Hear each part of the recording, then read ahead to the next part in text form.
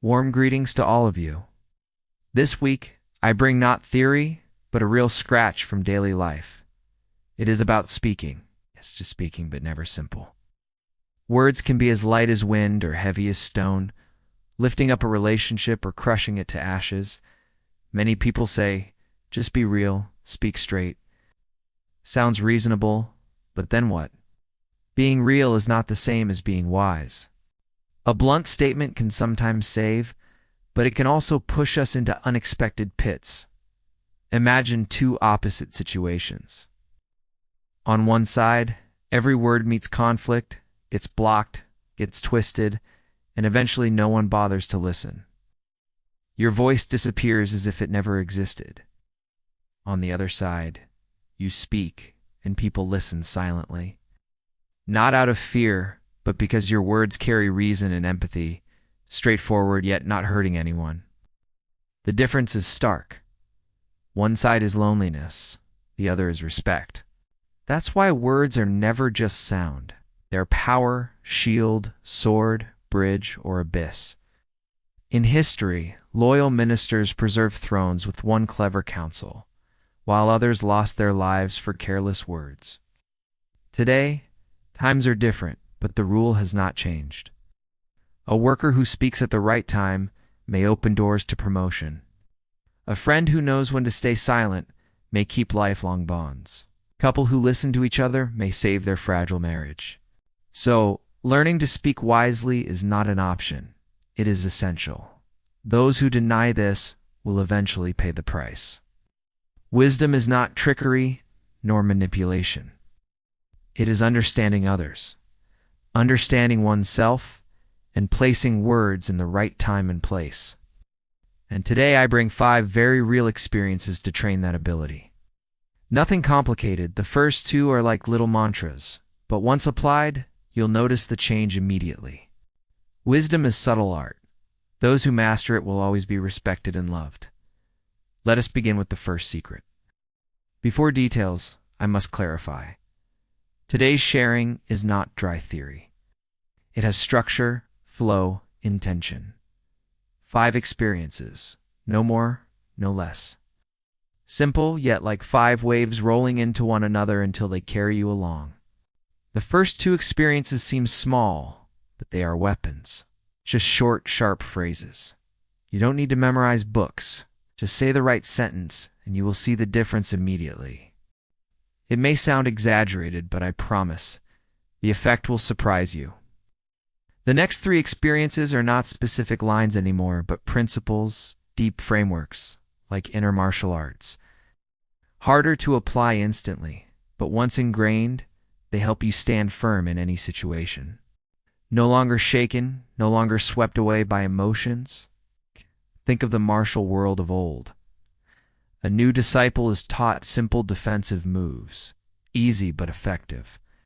But once ready, they receive secret techniques powerful enough to change destiny.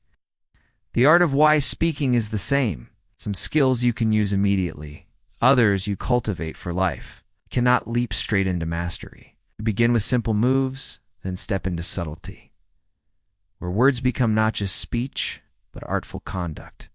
That is the true journey. I promise, if you hold these 5 experiences firmly, everything will change. You'll speak less, but each word will carry weight. You will be more beloved, and more importantly, you will avoid conflicts that never should have happened. Just 5 things, yet enough to transform how you communicate and how you live. Now it is time for the first powerful phrase, a small line that can save you from countless useless arguments, sometimes even saving a relationship. Here we open the first door with a simple story. A story many, especially men, have stumbled into. One evening, your girlfriend sighs, "Honey, I've been so itchy lately." You, playing the caring man, quickly respond, "Then take this medicine, or tomorrow I'll take you to the doctor." It seems reasonable, caring, responsible. But then she snaps, "You always order me around, never just listen." And just like that, from a grain of sand, within minutes, a stormy fight erupts. You freeze. 1,000 question marks in your head. What did I do wrong? I cared, didn't I? I gave a solution. I didn't ignore her. But none of that matters, because the mistake wasn't the solution itself. The mistake was giving it too soon. Put yourself in her place. Sometimes she truly wants a fix, but more often than not, she just wants someone to listen, to acknowledge her feelings. In psychology, that is called the need for emotional validation. When I complain, I don't need you to fix it instantly. I just want to hear one line, I understand. But it must be uncomfortable. But we are used to jumping into the problem solver role. Machine broken? Fix it. Light out. Replace it. Someone complains. Give advice. Works with machines, but with humans it feels belittling. You think you are helping, but they feel lectured, and so conflict erupts from the smallest crack. The irony is this isn't only in love. In families, friendships, workplaces, it repeats daily. Colleague sighs about overload, and you butt in, then quit, find another job.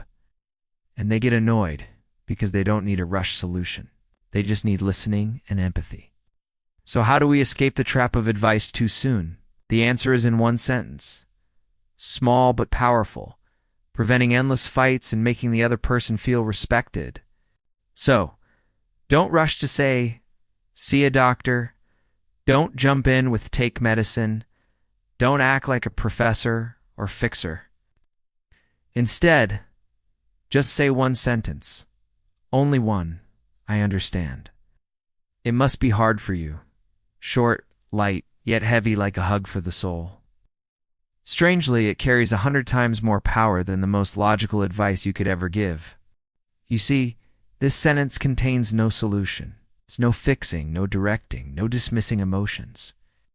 It only confirms one thing. I am listening to you.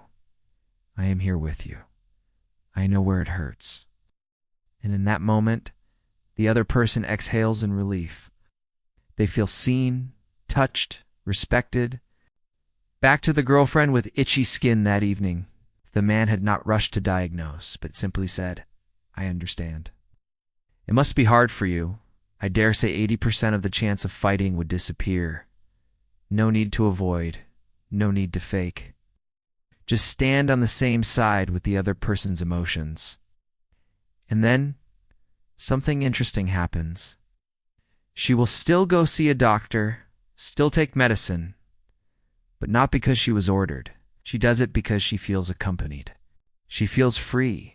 She feels she has choices, guided by love, not forced. You don't save her.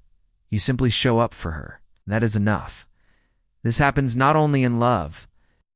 Workplaces are full of similar moments. Colleague sighs. I'm so stressed. The boss keeps giving me reports. You cut in, then quit. Find another job. Minus 100% you lose points. But if you say, yeah, that must be tough, you instantly earn trust. It's the same at home. Your child comes back, face downcast. Mom, my classmates teased me. You blurt out, ignore them, don't care, and your child shuts down. But if you sit down, breathe with them, and say, yeah, that must make you sad, something magical happens. Their eyes soften. No need for more words, just one person who understands. This tiny mantra is in fact the golden rule of communication. Don't rush to fix. Mirror the feeling first. Don't rush to say what to do. Say, I know how you feel. This is not a technique. It is respect. Respect is always the foundation of every deep connection.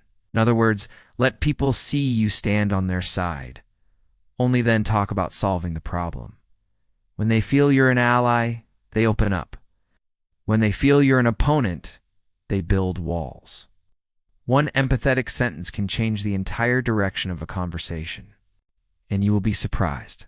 Many problems simply dissolve just because the other person calms down. They find the solution themselves. They see clarity on their own. Most importantly, they bond with you more, trust you more, soften toward you more. All of it starts with one line that seems trivial. I understand. It must be hard for you. That is the true power of the first magical sentence. One line, yet strong enough to keep peace in a relationship. Now, it is time to move into the second mantra. If the first sentence helps us avoid turning listening into instructing, the second one is the key to escape heated arguments. Arguments that seem small, but the more we talk, the hotter they become, until they feel like battles. No one wins. No one convinces the other. Only mutual wounds remain. The picture is familiar. You and a colleague discuss a project. You hold viewpoint A, they insist on B. The more you reason, the more they resist. The harder you try, the denser and more suffocating the air becomes. Faces flushed, voices colliding like fire, and in the end, there is no outcome but discomfort, even avoiding each other's gaze. It is the same in families. The wife says this, the husband says that. First, it's only small things. Where to go on holiday, what to cook for dinner. But after a few exchanges, the conversation flares into a cold war. A battle without weapons, yet exhausting enough to weigh down the air for days. The cause? Ego. In arguments, our instinct is to defend our view at all costs. When contradicted, we strike back immediately. We counterattack, and then neither side listens anymore. No one receives, no one understands. Only attack and defense remain, a closed spiral growing deeper. Stay silent, that feels like surrender. Keep arguing, even worse, because it pushes both sides further apart. Denying is useless, rejecting is dangerous. There must be another way. A turn, a pressure valve, a phrase that softens the air and makes it breathable again. That phrase is the second powerful mantra. It is a sentence that seems ordinary, yet strong enough to change the course of a heated dialogue. A sentence that does not belittle anyone, does not degrade yourself, and does not throw fuel into the fire. A sentence that makes the other person pause, and makes you feel calmer too. Intense debates where everyone wants to talk but no one wants to listen, we often fall into the deadliest trap.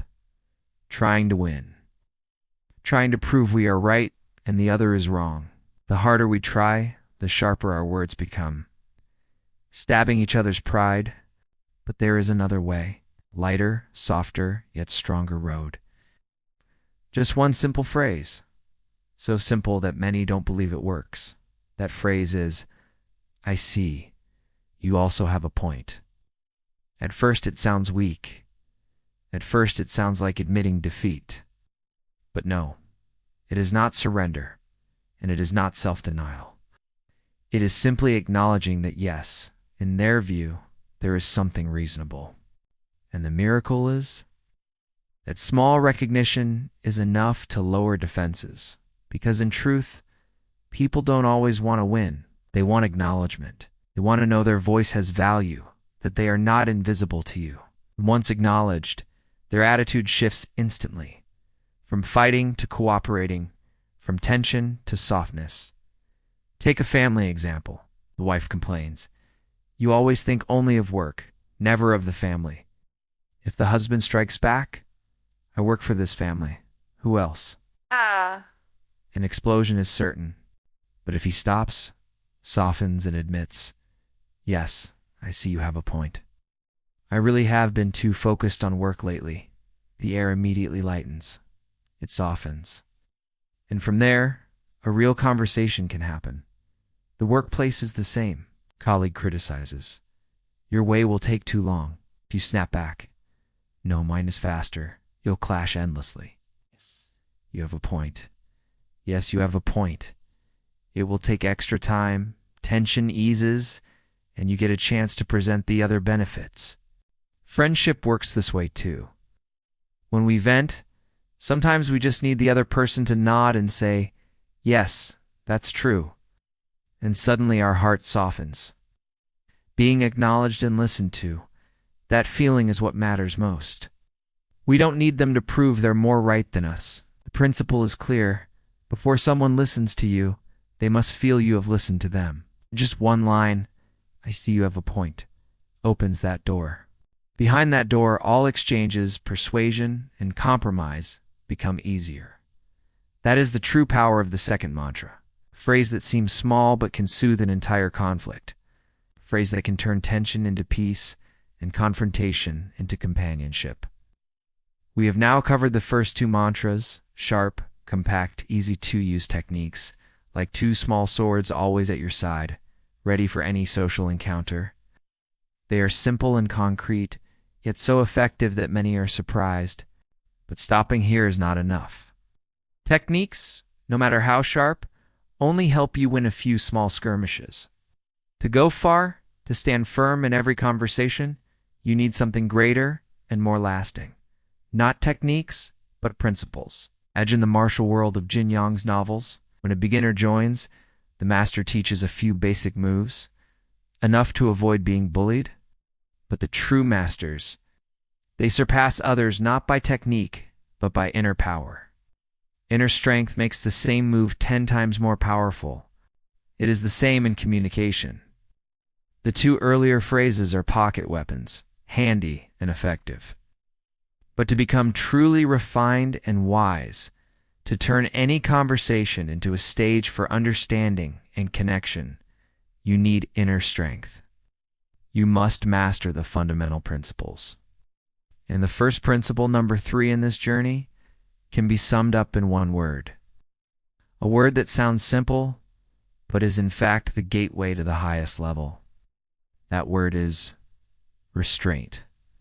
Restraint sounds light, but practicing it is heavy. It is not glamorous, not flashy, yet its power is enormous. It is what saves you from 90% of impulsive words you would later regret. Sometimes, just 1 second of restraint can save an entire relationship. What does restraint mean? Not silence to get it over with, not swallowing anger and suffering in silence.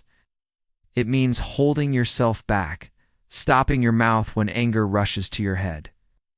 Because a single impulsive word can burn down the whole conversation. Look at this. The wife scolds. "You forgot to pick up the child again," the husband snaps. "I work hard, not sitting around like you." And it's over. A tiny issue explodes into a battlefield of who suffers more, who sacrifices more. Words stop solving the problem and turn into weapons of attack. The workplace is no different. The boss says, "Your report has many mistakes." The employee shoots back, "I did my best. What more do you want?" 1 sentence, 1 second of lost restraint, and the door to promotion slams shut. The pattern is always the same. That emotional surge, we speak to release our frustration, not to think about the wound left behind. Words once spoken are like water spilled, no way to take them back. Apologies may come, but will the crack inside the heart truly heal? That is why restraint means knowing when to pause. Not forever, just 3 seconds. 3 seconds to swallow, 3 seconds to breathe. If it is too much, take a step back. Let me think first. Sometimes those 3 seconds save an entire relationship. Think about it. The things we regret most, don't they come from moments when we lost restraint? Restraint is not weakness, not passivity. It is survival, like brakes on a car. Thanks to brakes, we dare to drive fast. Without brakes, no matter how strong the car, it leads to disaster. If restraint is the brake, then this is the steering wheel. The brake keeps you from crashing, but if all you do is brake, the car never moves. The steering wheel not only stops you in time, but also turns the whole situation to another direction. So in communication, it is not only about avoiding collisions, but also about steering the talk to your advantage. Silence may be golden, true, but silence forever turns into a stone. People will see you as unresponsive, uncaring, even condescending. That is why, after restraint, you cannot stop there. You must take the lead. Reopen the door to dialogue. No, and this is principle number 4. The principle of the question. Simple to hear, yet it is the move that turns everything around. When attacked, you don't need to strike back, and you don't need to stay silent. You only need to switch roles, from the one under pressure to the one curious to understand. Imagine this, the wife complains. You always come home late. If you counter, I work late for the family. The fire bursts into flames. Nothing to save. God. But if you softly ask, what about me coming home late makes you most upset? That is the difference. From a direct strike, it turns into an explanation. From anger, it becomes sharing. And once the other person speaks to make you understand, they themselves calm down. No need to resist, no need to fight. One question, and the entire dialogue changes direction. That is the strength of principle number 4. Questions hold power because once people answer, they are no longer attacking. They must think, explain, and find reasons for their own emotions. And when they explain, anger is no longer a weapon. It becomes language for dialogue. Asking a question is like pulling the fuse, cutting the emotional current just before it explodes. Your child yells, "I hate math," and you're ready to explode. Instinct says, "Shut up and study or else." You think that is discipline, but no, you just poured fuel onto the fire. If instead you ask, which part feels hardest for you? The child slows down, shifts from defiance to explanation, and the door for you to enter is opened. Marriage is the same. The wife complains, "You never care about me." And the husband snaps back, "I do care, can't you see?" And the explosion begins. But if he simply shifted, replacing defense with a question, "In what way do you want me to show care?" The atmosphere changes completely.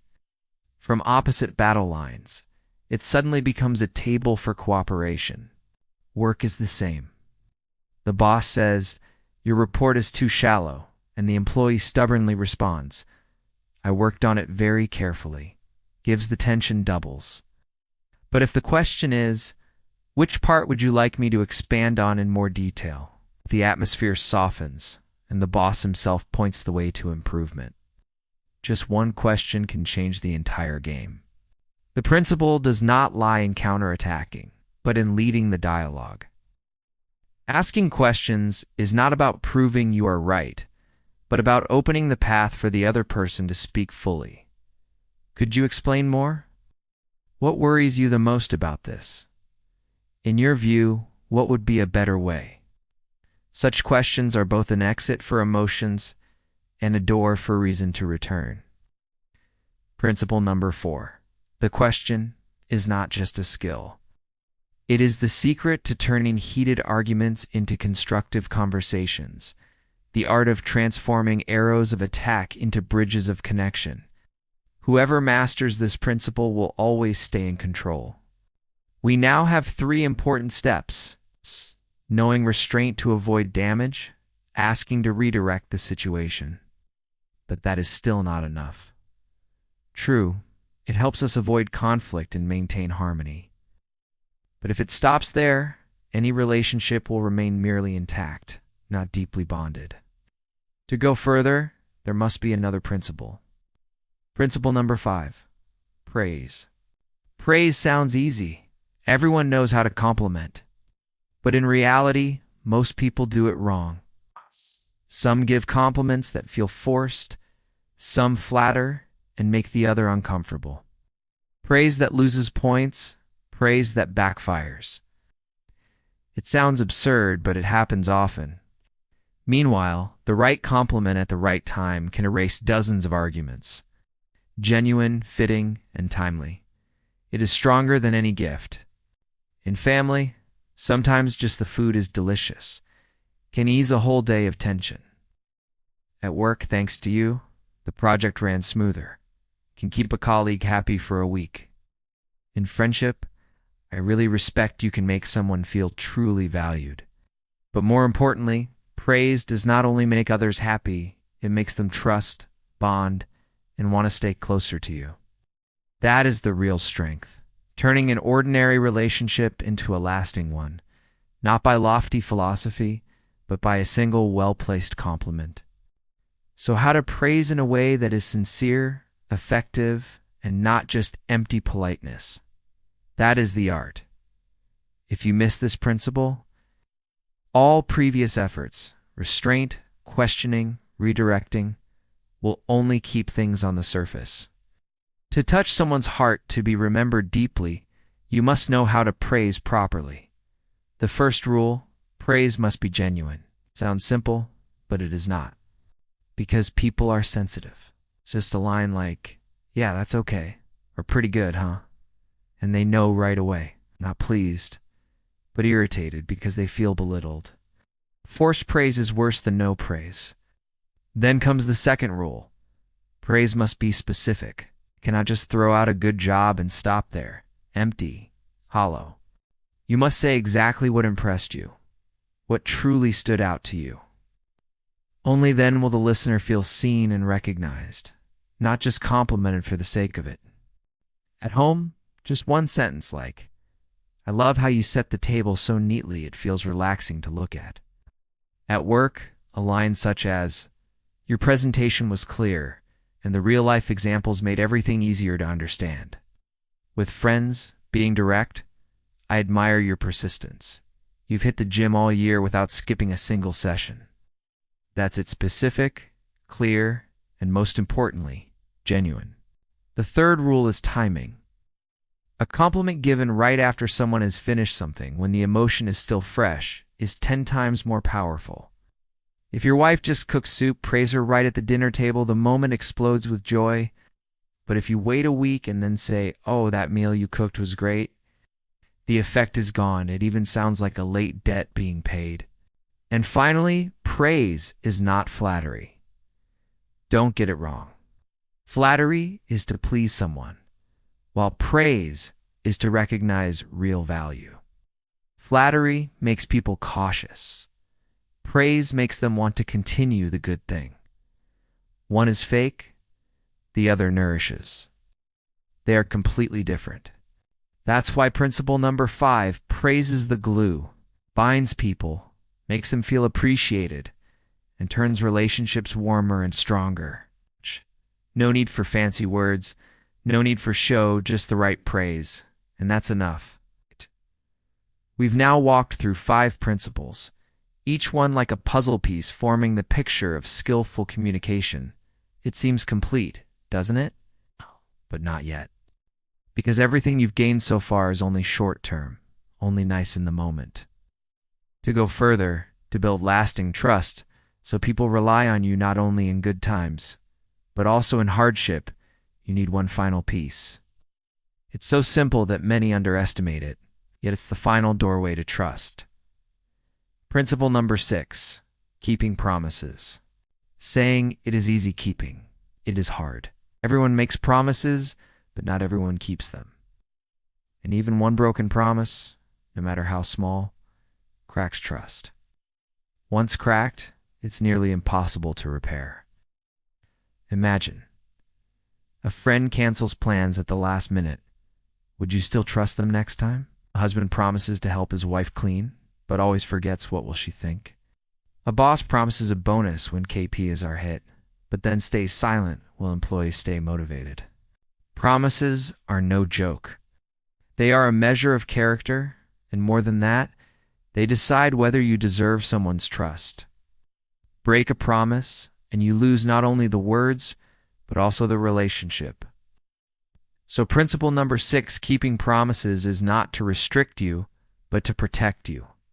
In the next part, I'll share how to keep promises wisely, not becoming a prisoner of your own words, while making people feel they can always rely on you. There's a saying, break trust once, and you lose it 1,000 times. Empty words, not at all. In communication, a promise is like a loan. The more you promise, the more trust you borrow. Keep it to repay, even grow that trust into respect. Break it tanned. You're spending both the principal and the interest of someone else's belief in you. In family, even a small promise becomes a giant mirror. You tell your child, "I'll take you to the park this weekend." If you keep it, you're a superhero in their eyes. Break it a few times, and they'll stop being excited, stop believing. When that sparkle fades from their eyes, you have nothing left to justify yourself. In work, it's the same. You promise to submit a report before 5, and if you do, Your boss trusts you and gives you more opportunities. But if you're always late, always with excuses, that trust will fade. When the boss stops giving you important work, you have no one to blame but yourself. In friendship, promises cut even deeper. A line like "I'll always be there when you need me" sounds strong. But when the moment comes and you stay silent or disappear, those words turn to nothing, hurting more than never having said them at all. So how do you avoid turning promises into traps? Simple, but not easy. Don't promise too easily. If you're not sure, leave room. Let me see if I can arrange it. Promise less. Deliver more. It's better to do one that turns into 10 than to promise 10 and fail at the first. And if you must break a promise, tell them early and honestly. Being truthful keeps at least 70% of trust, better than letting people find out you avoided them. Finally, words and actions must align. That's the strongest foundation of any relationship. It's not flowery words, not expensive gifts, but the sense of safety when people know. What you say is what you do. That's when trust is not just maintained, but grows stronger every day. We've now completed the journey of 6 principles for skillful communication and maintaining relationships. Silence when needed, because sometimes wisdom is saying nothing at all. Seeing from another's perspective to understand, not just to win. Admitting mistakes, because a sincere apology heals more than 1,000 justifications. Asking questions to guide instead of arguing. Praising properly so others feel valued. And keeping promises, because trust is the foundation of every bond. If you notice, all 6 principles revolve around one core: respecting others' feelings and values. 6 puzzle pieces, seemingly separate, but forming one picture. Graceful communication and lasting relationships. Silence when needed, because wisdom sometimes is no words. Seeing through others' eyes to understand, not to win. Admitting mistakes, because one sincere apology outweighs endless excuses. Asking questions to lead instead of clashing. Praising rightly so people feel appreciated. And finally, keeping promises, because trust is the one true foundation for every relationship. But wait, are these 6 really separate? Or are they all circling one axis: respect? Respect for emotions, respect for values. Call it empathy, listening, sincerity. It all comes back to the same, because in work, in love, in family or friendship, every lasting relationship survives, not on logic, but on respect. You don't need to be the best speaker, nor a master of persuasion. In fact, talking too much can even backfire. What you really need is the ability to listen, a little patience to put yourself in others' shoes, and consistency between words and actions. It sounds simple, but that's exactly what separates the trusted from the forgotten. So don't overwhelm yourself trying to hold on to all 6 principles at once. Just pick one, only one, and apply it in your very next conversation today. You'll notice the change. Less tension, the other person opening up more, and the relationship just a little becoming closer. Little then a little more. Step by step, each word, each nod, each pause will turn into tiny bricks. And those bricks, silently and patiently, will form a bridge of trust. No one builds a bridge in a single day, but with every step, every effort, you'll realize the relationship you long for. Strong and meaningful has already appeared right before your eyes.